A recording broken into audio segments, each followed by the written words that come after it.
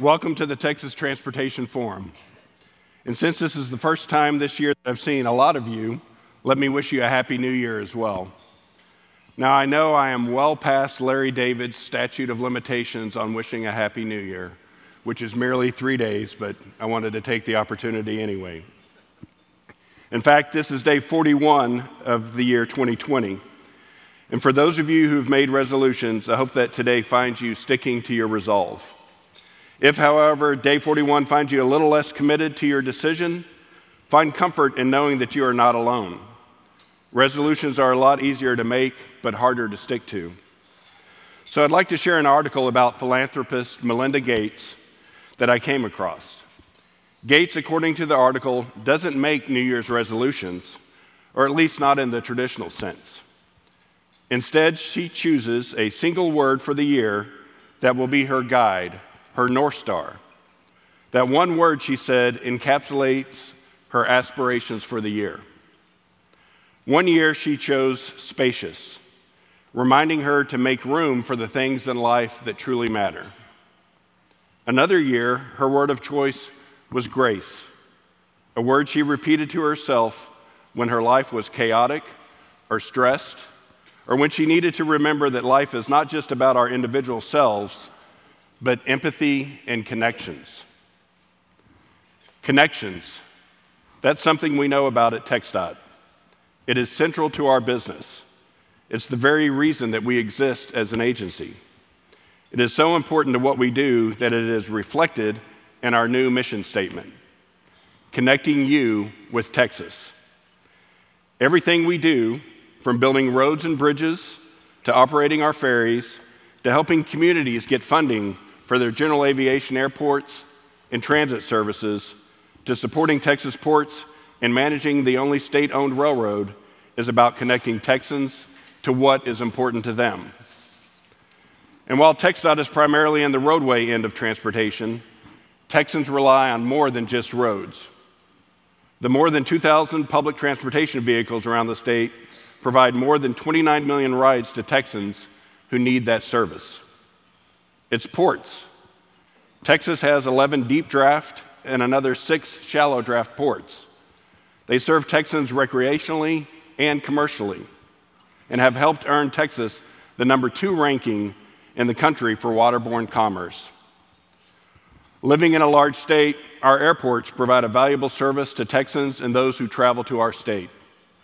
But for all the planning and designing of the infrastructure of transportation, the most important part of the equation is the opportunity to serve our fellow Texans.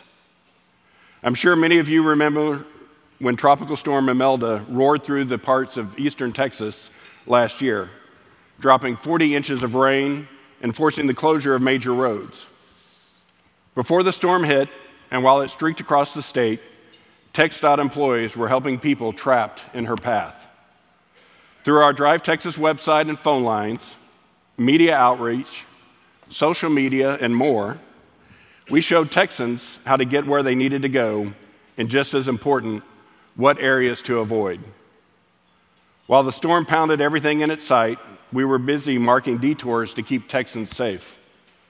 And when nature had done its worst, we went out and forced to repair roads to connect Texans once again. Routine jobs for us, but a phone call we got during the heyday of that storm reminded us why that routine is so important. A woman who was in New Orleans frantically called us, asking about the best way to get to Houston. She had a reason. She had just found out that her daughter was in labor and her new grandbaby was on the way. She needed to be there. She wanted to be there. And her response was to help her get there as safely as possible. She needed to be connected to what mattered most to her, and that is why TxDOT is in this business. TxDOT is a community of people who connect other people to the things, the places, the opportunities that are important to them, and it happens each and every day. Today in Texas, a teacher will drive to his school, walk into his classroom, face his students, and open a world of wonder and possibility to them. And transportation had a hand in that. Somewhere across our great state, a young woman, recent graduate, will board a bus to get to her first job. Her future role in creating a brighter future for Texas has just begun. And again, transportation had a hand in that. When you think about it, transportation at its basic level is a pretty simple idea. It's getting from one place to another or to a series of places. There's nothing too complicated about that.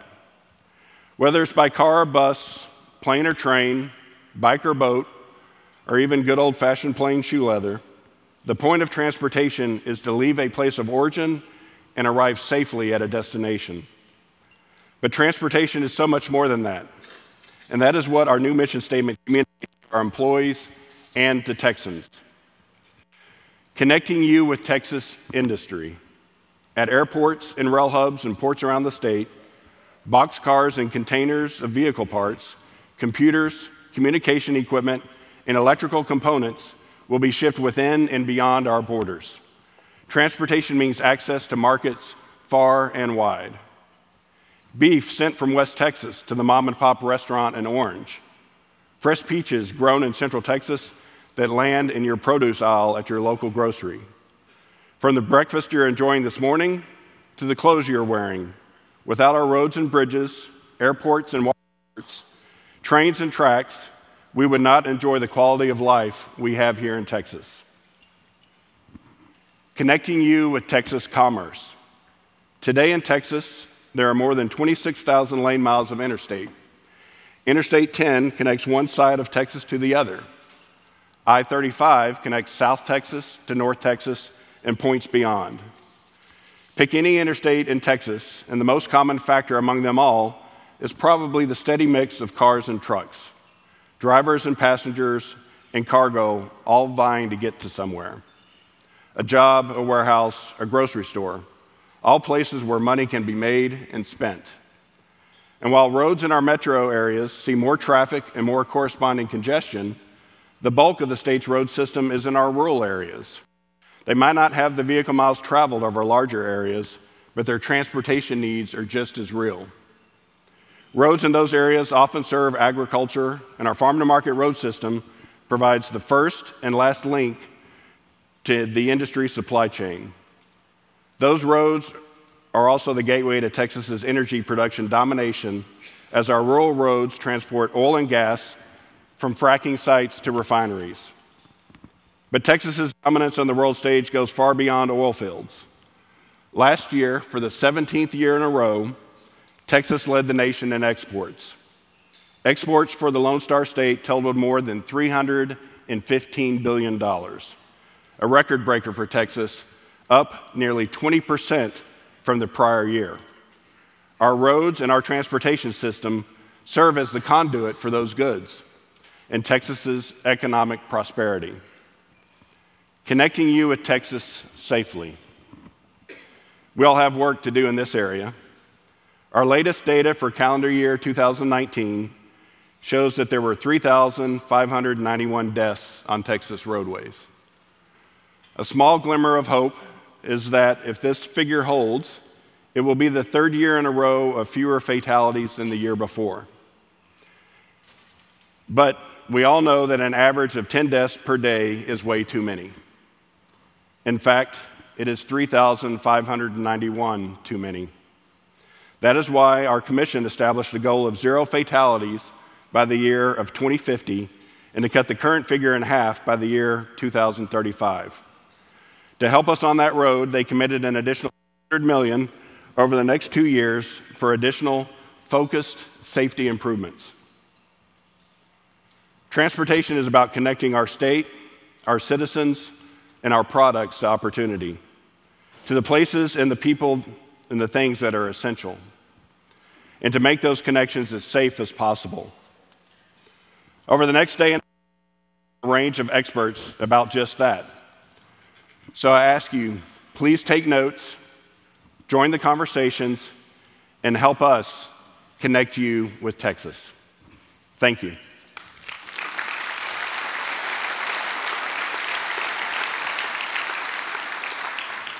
It is now my honor to introduce our next speaker, who is no stranger to this audience. It's Senator Robert Nichols.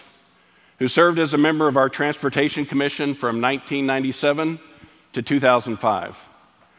Currently, he represents the 19-county Senate District 3, including the greater part of East Texas and Montgomery County in the Texas legislature. Senator Nichols easily won his first election to the legislature back in 2006, and most recently served as chairman of the Senate Transportation Committee and vice chair of the Business and Commerce Committee during the session. Senator Nichols has long been a champion of transportation.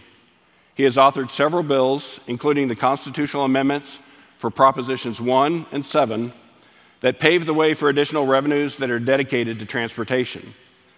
Most recently, he led the charge to extend the transfer of oil and gas severance tax transfers to the State Highway Fund, or Proposition 1, until the year 2034. Senator Nichols is a businessman from Jacksonville. In his home, he served on the city council, was elected mayor, built 4 manufacturing plants, and earned 32 U.S. patents. Senator Nichols, thank you so much for taking time to be with us today. It's always a pleasure to see you, and please help me welcome Robert Nichols to the stage. Thanks.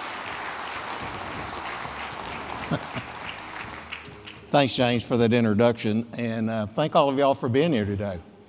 Transportation is always a very interesting topic. My comments today, I'm not really going to talk about the entire transportation system. I'm going to focus really more on the roadways. I do recognize the importance of maritime, the ports, the intercoastal waterways, mass transit, aviation, and all those, rail. I'm going to try to stay focused on the road system.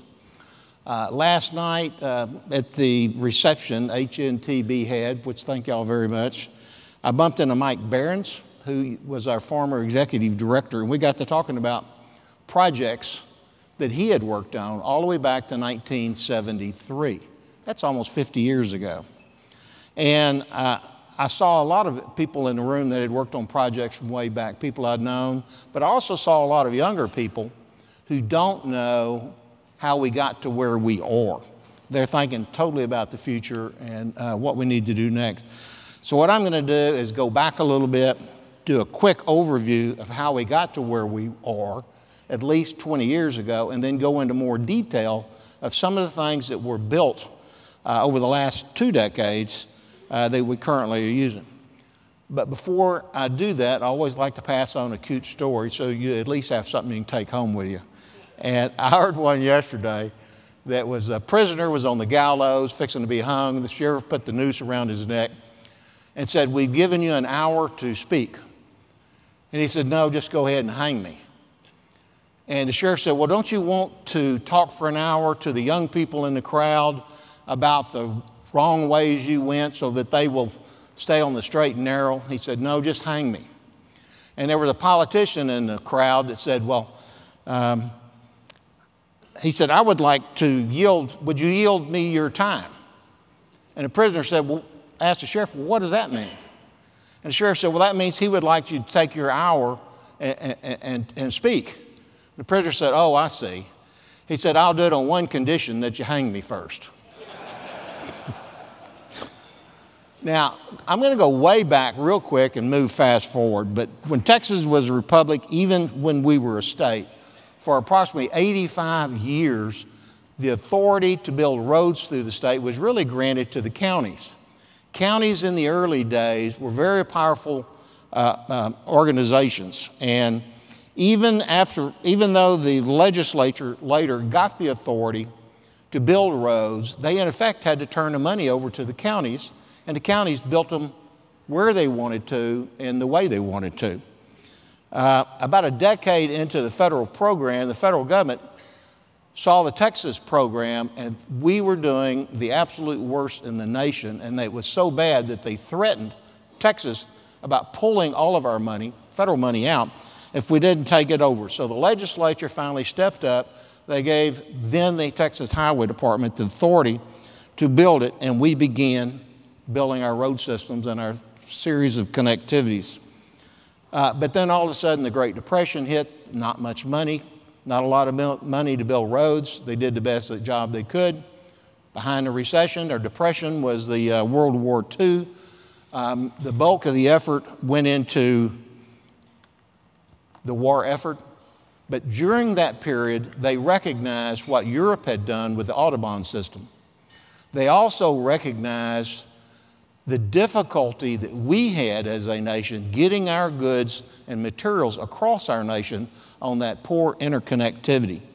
So coming out of World War II, they declared highway program as a national security, Don Evans. You were talking about national security last night. It was a national security issue to get our system up so we could move goods and people across our nation in an efficient program. So from the mid-1950s on, those programs hit. But before they started, I ended up with a 1952 state highway map somebody gave me when I was on the commission. They thought I might like to look at that. 1952 was just before all those programs started. And you open the map, and the shape of Texas is the same. I think the governor was on a horse with a hat, cowboy hat. And you look at the state, and something's strange. Dallas and Fort Worth are where they're supposed to be. Houston and San Antonio and Austin are where they're supposed to be. But there's something wrong with the map. And you realize there's not an interstate system. There's no foreign market system. All that came later.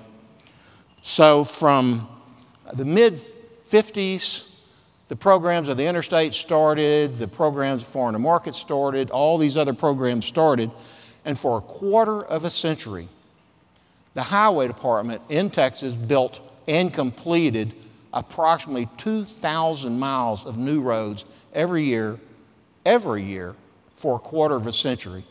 So that's enough to go every year from Louisiana to El Paso, back to Louisiana, and part of the way back, every single year. It was absolute phenomenal. And the last of the interstate was completed about 1972 in Texas. And then it was, okay, we've done it. The budget for the highway program went from 33% of the state budget down to 10 and kind of wavered between 7 and 10 for the next quarter of a century. So we were pretty much in a maintain it mode. We dropped down to about 100 miles a year of new roads. And every once in a while, as inflation hit material costs, we would bump the price of fuel about 5 cents a gallon until, I think, early 90s, and then that was it. So today I'm going to try to concentrate a little bit more on what we did over that next 2 decades, beginning in 1997. I'm going to expand on how well, in my opinion, those different efforts worked or how not so well they worked out. And then I'm going to try to talk a little bit about where I think we need to head from here. In 1997, that was over the next few years, our funding using traditional transportation revenues was not there to build the system needed. The resources to build new projects were drying up. The maintenance budget was being actually rated in 1997 to build congestion relief projects. So the conditions statewide of our roads, you could do a path and it was heading down. At the same time, the legislature had been routinely reappropriating state highway funds for non-highway construction or maintenance use. We refer to that as diversions. We had calculated, and Texas Transportation Institute later confirmed, that around 2003, our traditional revenues would no longer be adequate to maintain and preserve the system, let alone build something new. That left $0 for new projects in a system that could not support itself. Even with this information, the legislature had no appetite to raise fuel taxes or vehicle registration fees. Instead, they asked for ideas on how to leverage the funds that we already had. One of the first things that we did had to do with the fuel collection taxes. The method that we collected fuel taxes, for those of you who are not familiar, you have the refinery, you have a bulk truck that picks up at the refinery, it delivers fuel to the gas station, picks up the fuel taxes that you pay at the pump, and then does a series of tickets and sends most of it back to the comptroller. I say most of it because about 22% of the diesel taxes were not making it back to state coffers.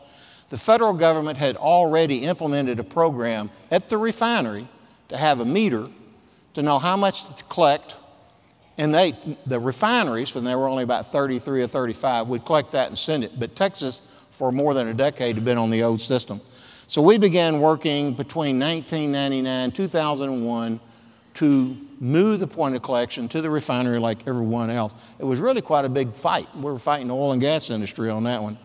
But we finally did it, and we picked up about $300 million a year. One of the frustrating things about that project was that not only were you losing state dollars, but the federal government knew how much money we were paying in federal taxes, but they didn't reimburse on that. They reimbursed on how much we reported, which was a lower amount. So we were losing federal and state taxes. So that picked up $300 million a year, and since that time, this action has brought in about $5 billion to the state highway program. So I would say that program is working very well. Tow roads. In the 1950s, the state built a tow road from Dallas to Fort Worth. It made the legislature so mad, how dare they do that, that they passed a constitutional amendment to prohibit the use of any state tax dollars to build a tow road. So for the state to be able to build tow roads, it would require a constitutional amendment and a public vote to reverse it. Harris County had already figured out by the mid-'80s that they could not, with their share of the highway funds, build enough congestion relief with their state dollars. So their voters approved a county building a tow system and guaranteeing it with the county taxes in the 1980s. During 1997 session, the North Texas Toll Authority was created and took over the old toll system that had been built and later expanded. So that was the North Texas Toll System. In 2001, the public voted on a constitutional amendment. After the legislature approved, 2/3 in the House, 2/3 in the Senate, to send it to the public voted to have a constitutional amendment to help pay for toll roads. It was a very big public policy question of, can the government use your tax dollars to build a toll road and then charge you to drive on it? Sounds kind of crazy, but that's what the constitutional amendment was. Took 3 sessions before we could get it to a public vote, and the public overwhelmingly supported it, 68%. That was 2 to 1, just get me home and get me out of stuck traffic. Since then, there have been approximately $35 to $40 billion of infrastructure projects that would otherwise not have been built that were built. We had estimated in the beginning that tax dollars could be leveraged 3 to 1. In other words, non-tax road, 1 freeway, toll freeway, you can have 3. You want 1 or you want 3.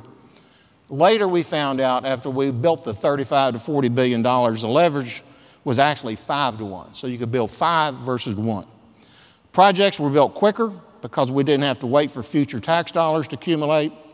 Another important long-term benefit to the state was that the maintenance and preservation costs were paid by the users of the toll system instead of the taxpayers. These costs, as many of you know, in the lifetime of a project, are many times the original cost of the construction. Last year, the tolls raised in Texas generated $2 billion in 1 year, and they continue to grow. So I think this system seemed to work out very well. However, politically, some areas of the state became overwhelmed with toll fatigue. Therefore, the state is in more of a non-tolled environment for the foreseeable future.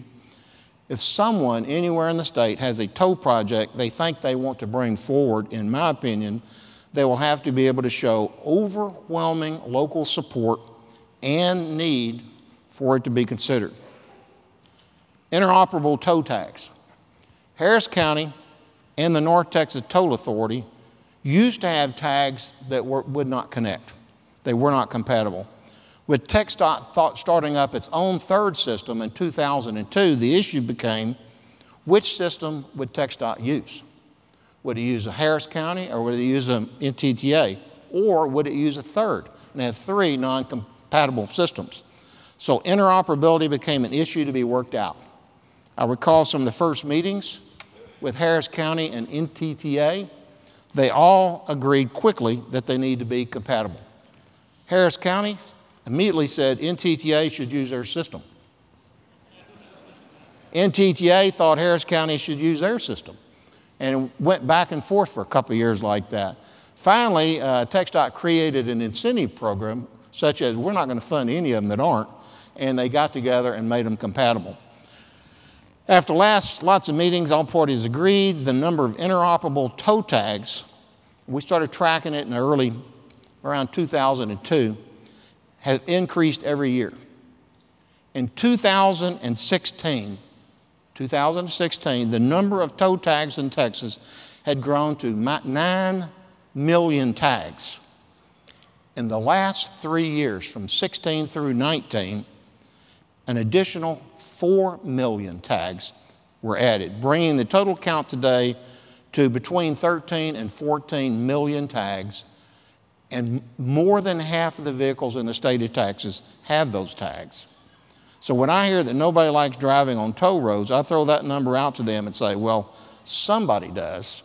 So making toll roads interoperable, in my opinion, has worked very well. Regional mobility authorities.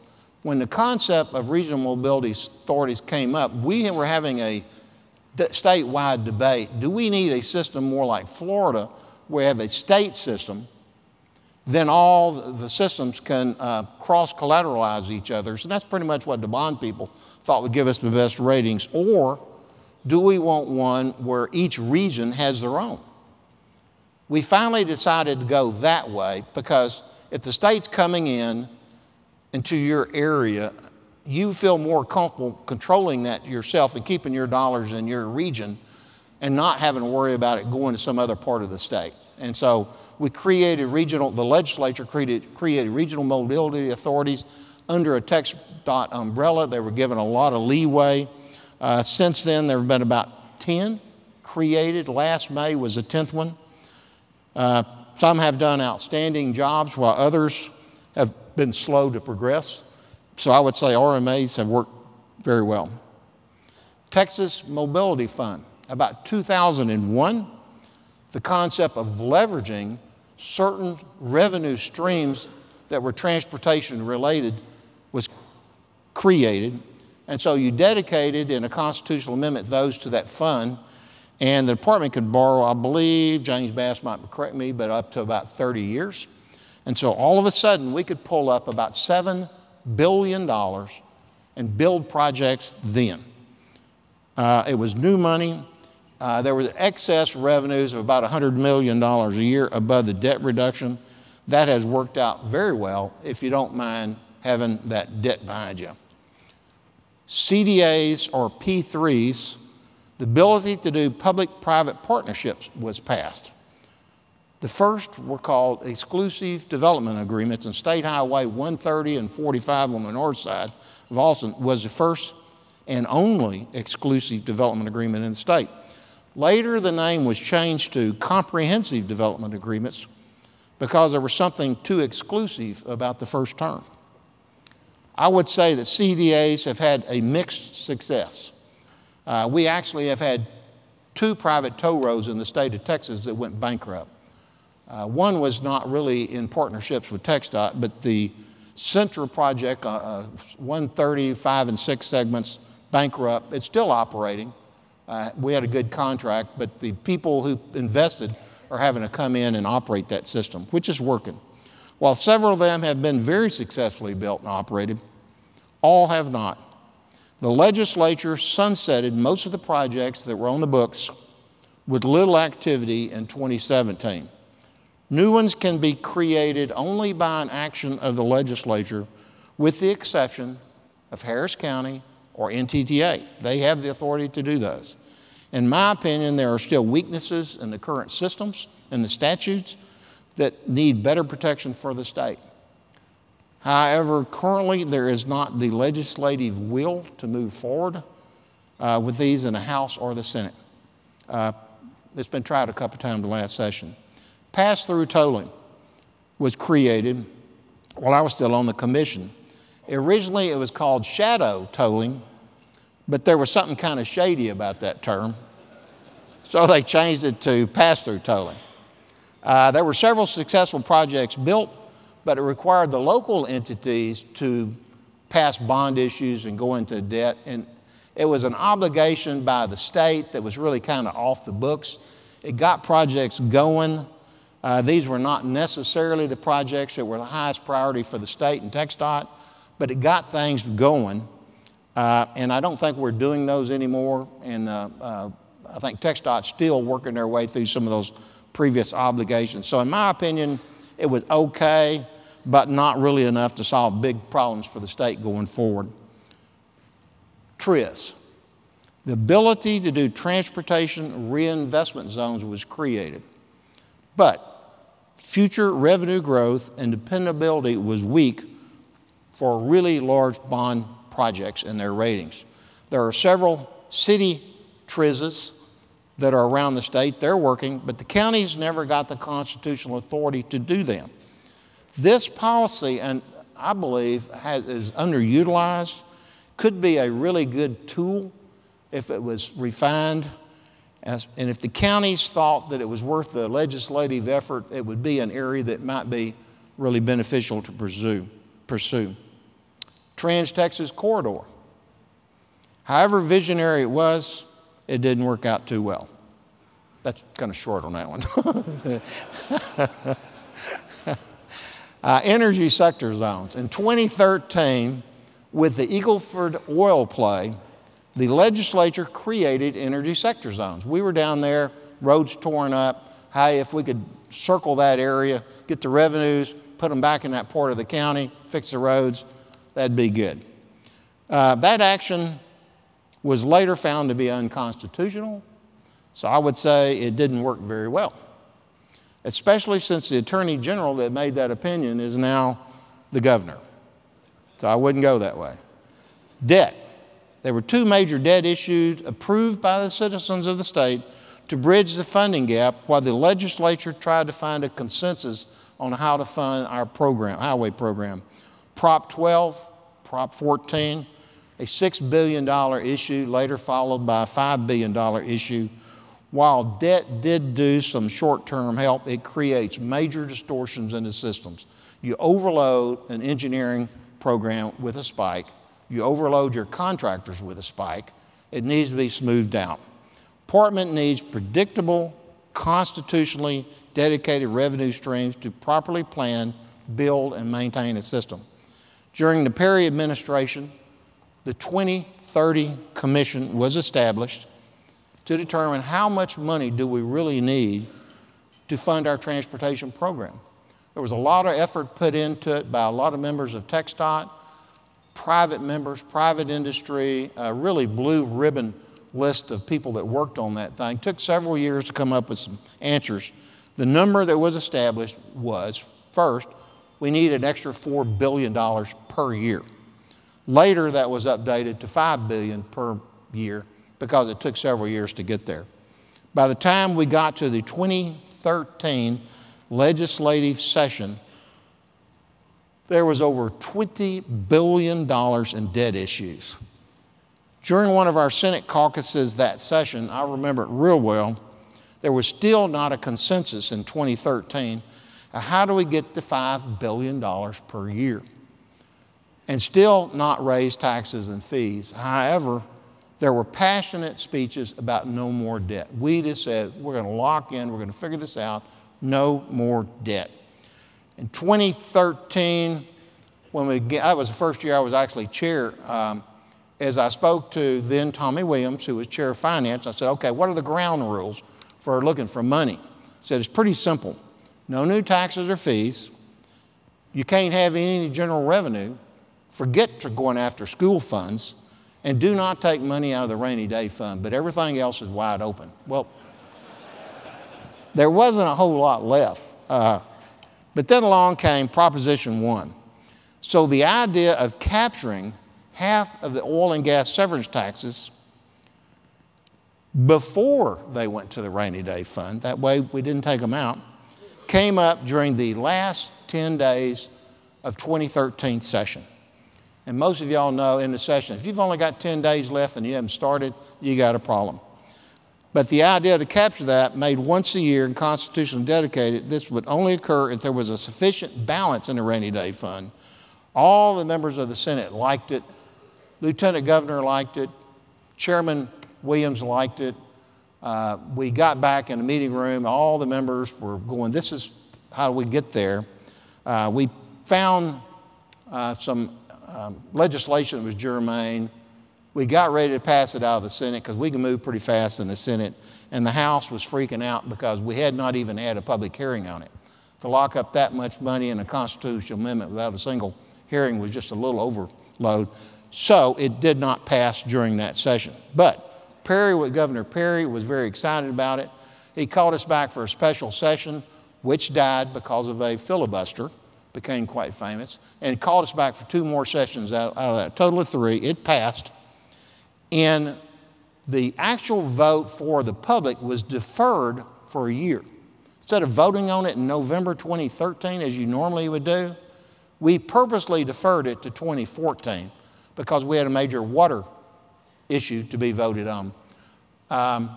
But having that extra year and something this big, we were able, I say we, y'all, transportation advocates, didn't matter whether you were cities, counties, it didn't matter if it were the chemical guys, Texas oil and gas, real estate people, highway contractors, engineering, everybody knew the importance of passing that legislation. And they had a year to work on it, which was absolutely amazing. And they worked like crazy on that thing for a whole year. It went all the way back into the rural areas with the Southwest cattle raisers, making sure all their members went and voted for it. Same thing with the Farm Bureau. It was overwhelmingly approved when it was voted on. We had written the language, so within 2 or 3 weeks after it passed, we deposited the comptroller deposited $1.7 billion after that vote. Although oil and gas have had their ups and downs on price, the production has continued to go up. And this past November, the transfer was $1.67 billion. So that has worked very well. Proposition 7. During the 2015 session, the very next one, with now Governor Abbott in the executive branch and with Lieutenant Governor Patrick leading the Senate, they both were determined to fully fund transportation. Proposition 7 was a result of that session, which that transportation advocacy groups all over the state came together on that.